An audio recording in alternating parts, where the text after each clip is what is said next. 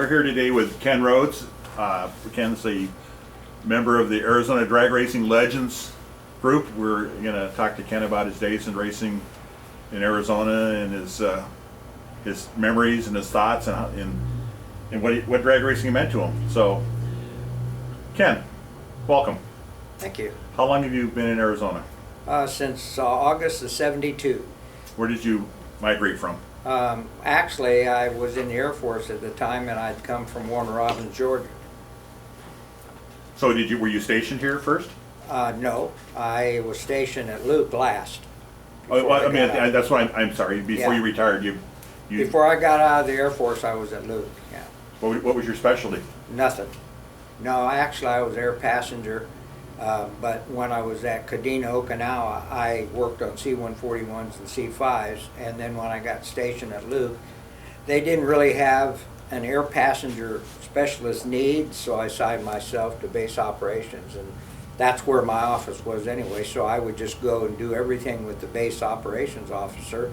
If we had an alert, say we had an F4 that had hot brakes or no brakes or gear up or something, I would go with the base operations officer next to the runway, and that's what got me interested in emergency services. And after I got out of the Air Force, after a few years, I got on the Phoenix Fire Department for 26 years. You became one of our first responders. That's what I did, and I never looked back. I still miss it to this day. Well, thank you for your service in both ways. It's really great of you to have done that. I actually enjoyed everything. I enjoyed the Air Force and I enjoyed the fire department. Every day going to work. So. When you were in the Air Force, so when did your interest in drag racing actually start? When did it? Well, it really started when I was in high school. Actually, I was in junior high school and I bought a magazine that said "Build Your Own Dragster," and I couldn't believe that people could do that, and I really wasn't too familiar with it. But as soon as I could. Old enough to go to Warner Robins Dragway, I used to go there on the weekends. And that was pretty much it. Now, in high school, living in Warner Robins, Georgia, my dad was at the Air Force Base. We knew Cheryl Greer. He had a shop right down from the high school, and I used to hang out there. In fact, his wife and my dad worked together in the same office. And so it was kind of a family deal, but when I wasn't working, I was hanging around Cheryl Greer. And it's really funny, right before I went to Okinawa, I spent the whole month with Cheryl Greer, and we had gone to Atlanta to Sneaky Pete Robinson's shop for something. And I remember that we weren't allowed past the first 5 feet in the shop of the doorway. He had lines painted on the shop floor, and they were different colors, and you couldn't go anywhere unless you were somebody special. And I believe it was because he didn't want anybody stealing his ideas. Now, unfortunately, I was on Okinawa when Sneaky Pete got killed at Pomona. And so that was kind of a sad thing. And I read about that on National Dragster, by the way. So. First of all, it was unfortunate, but he was very much the innovator. He was always thinking about ways that what did the rule book not say. Well, that's right, and after I met him, I really tried to learn as much as I could. For one thing, he was famous, and I like famous people. So you talk about Okinawa and the National Drag Show. That was your lifeline to what was going on. Just talk about Cheryl Greer, which went on to become a national funny car He world did, champion. and unfortunately I was not around. I was overseas when he did that, and all I could do was read about one of my close friends and how much all he went through, the fire and the fact that he was burned, and all the people that helped him to get his car back together to where he could. I think he ran Don Prudhomme in the final. He was at Ontario Motor Speedway, yep. And I was there, and that was quite an awesome story.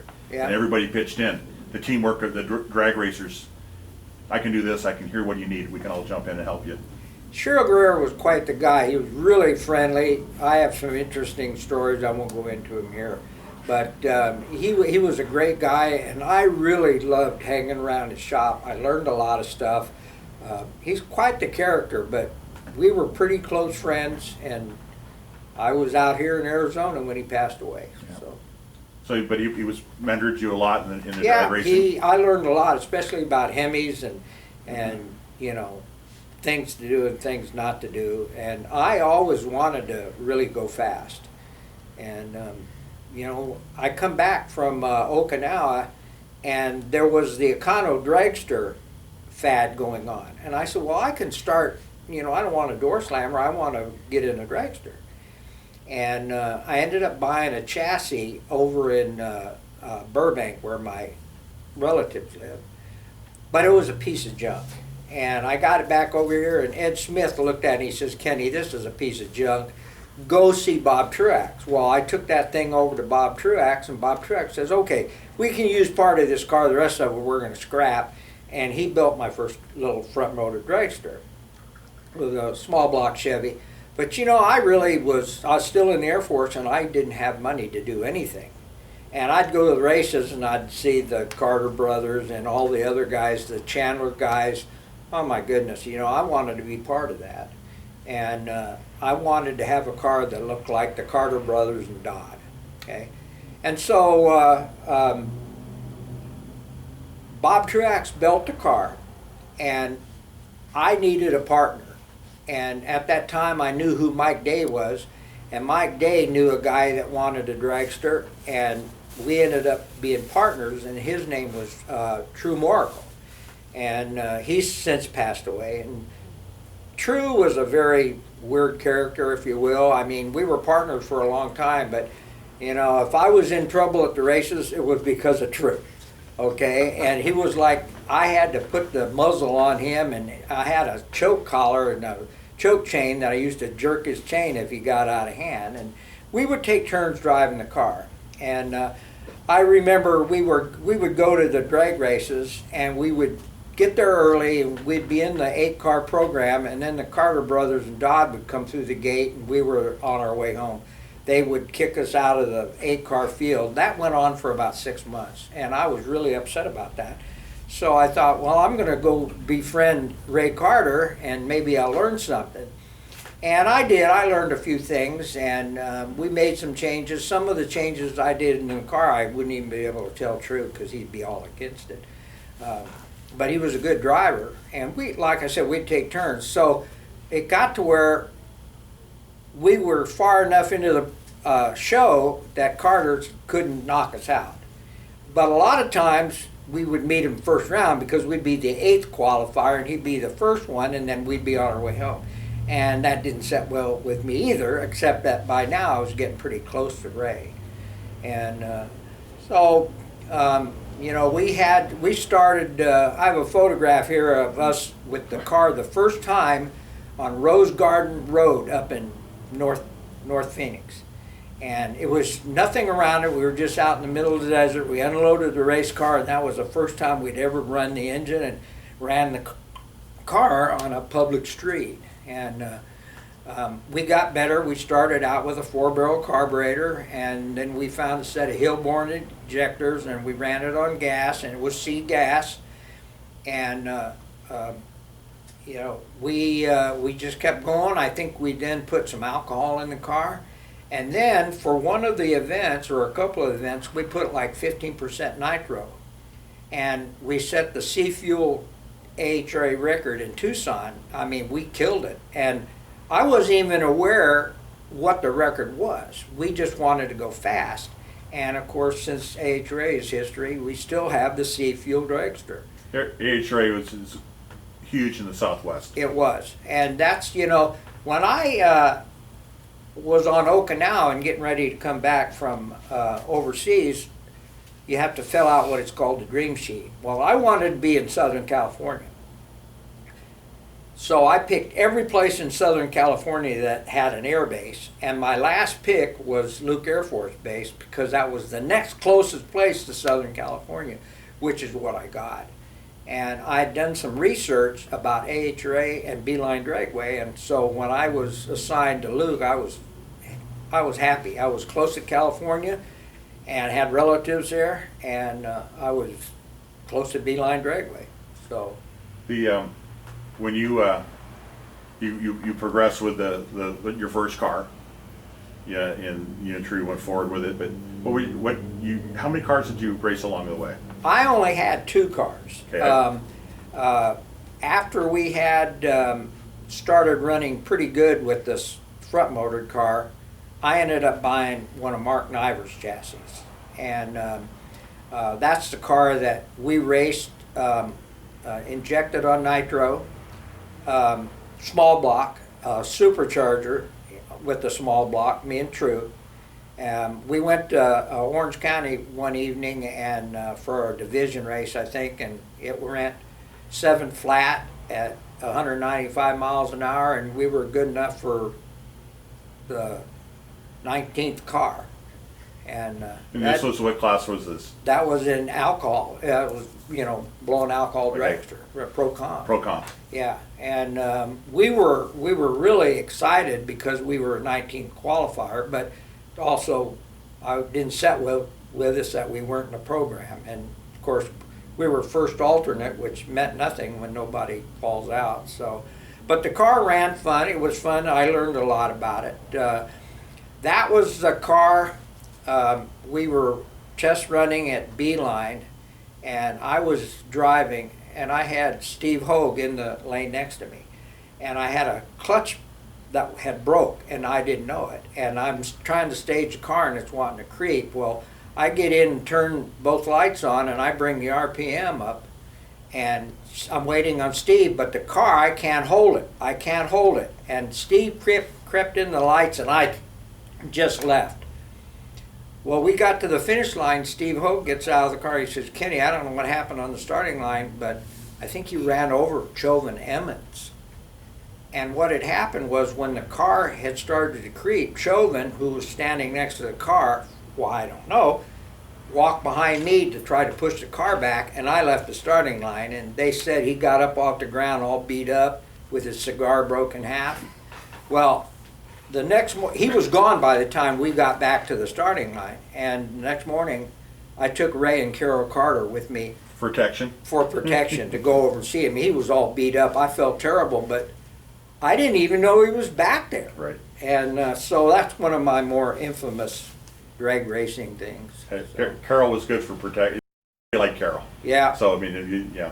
she probably comped a lot of people. Well, I was pretty close to both Ray and Carol and the kids, and still am. I ended up living with them for 3 months before I could get into my house. You also, so you ran the car, you had a great sponsor. I had Whataburger for 4 years. Now, it wasn't a big sponsor, it was just a local sponsor. They got their money's worth because we would go to high schools and do automotive classes, and we would have Whataburger Day at Tucson Drag Racing at Dragway, where we would take the car to a Whataburger all day and then give Whataburgers away in the stands, and yeah, we did really good. And that was both with the front motor car and the rear engine car. In fact, the CEO of Arizona for Whataburger was so excited. He used to come with us to the drag races, and he would ride in the truck and ask questions and loved messing with the car. It was really a very good relationship. Although I did get a call from him one time saying that, hey, Whataburger or NHRA is here and they want us to sponsor somebody else, that you're no good. Thank you, NHRA. Well, I think that you're in the, I can just you rest assured that you were on a list with many people who were in the same situation. Oh, I'm sure of that. That was the rambunctious ad salespeople for, Yep. NHRA trying to say, oh, look at this, but I you didn't did well really- with the car. I didn't really ever hold NHA that against them, because I knew how things were.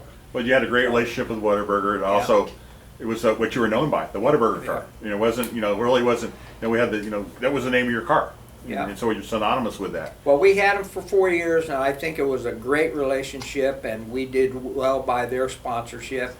Never had any problems. I think we were always a good steward of the Whataburger logo. So along the way, you got some great mentors here in Arizona. What tracks did you race at?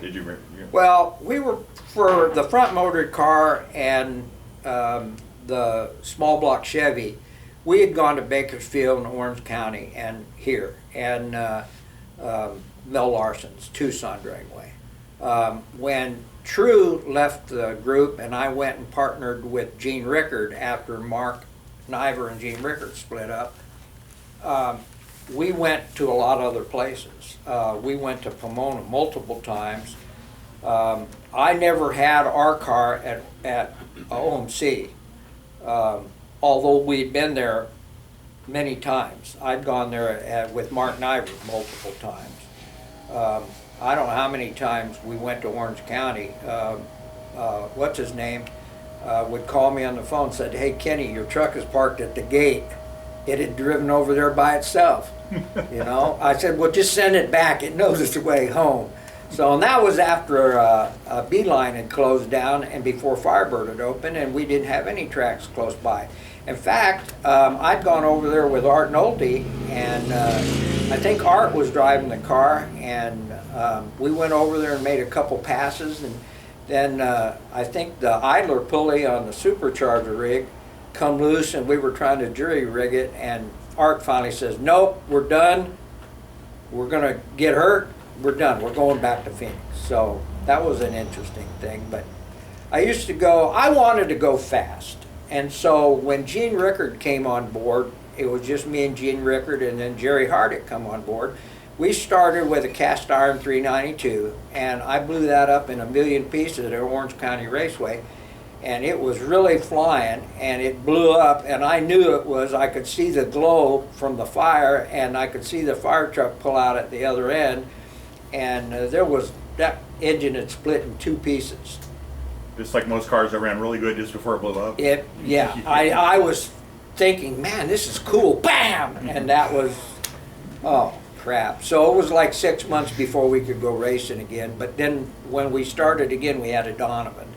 And Gene Rickard made his own heads, and he made his own injectors, and they were slide instead of butterfly, and they had a few little problems, but we went to Pomona and did fairly well over there till we ended up being 19th qualifier once again. And but I wanted to go fast, and nitro was getting expensive, and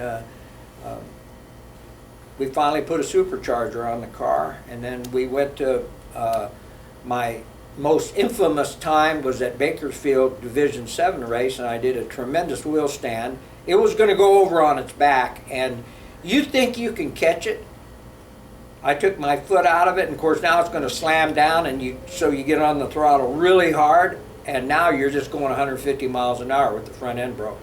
And I actually have a video of that. It's pretty interesting. So that was one of my more infamous things. But yeah, we stayed, I think we went to Formosa a bunch of times. We went to Fremont a couple times.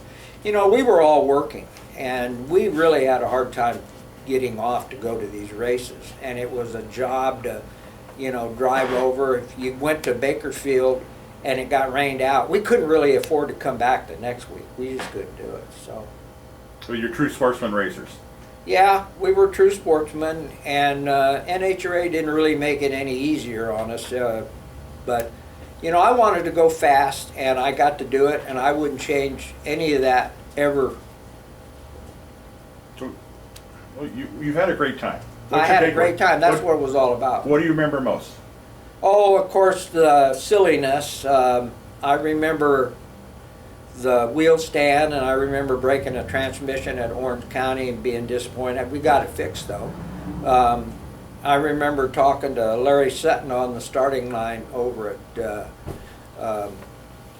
Orange County and meeting so many nice people, and I don't recall any of the professionals. I remember being in the staging lanes of Tucson, and Tom Hoover came over and was talking to me, and I thought, I'm nobody. That's Tom Hoover. And that was really cool. Visiting with Don Gartles one-on-one, that was cool. You had something in common, you were racers. Yeah. So the personalities and the friendships and the people along the way, yeah. That's special for a lot of people. And along the way, you were that to a lot of people, and great memories. We really appreciate having you here today. I'm glad to be here. Thanks for the invite. I'm surprised that I'm a legend. Well, Not in my own mind. You know, we have different types of legends, but I you guess are so. definitely a legend. Yeah. And the stories you share will be stories you've shared will be, you know, that's what we're videotaping. We want people to know, you know, that Arizona has been a rich grounds for many great racers came out of Arizona, and then so many great racers are still here. Yeah. And you know, you along the way got other people inspired to go racing, and you should be very proud of that. And thank you for your time, and once again, thank you for your service. Thank you for inviting me. It was a pleasure.